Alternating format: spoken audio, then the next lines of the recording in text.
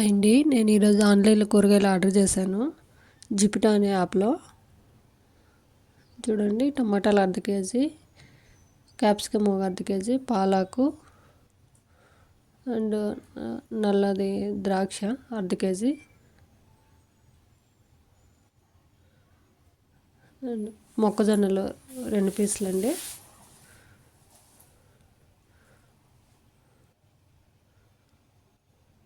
మళ్ళీ దోసకాయలు, కీర దోస అంటామే అవి ఒక అర్ధ కేజీ బుక్ చేశాను. వచ్చి మళ్ళీ క్యారెట్ అర్ధ కేజీ,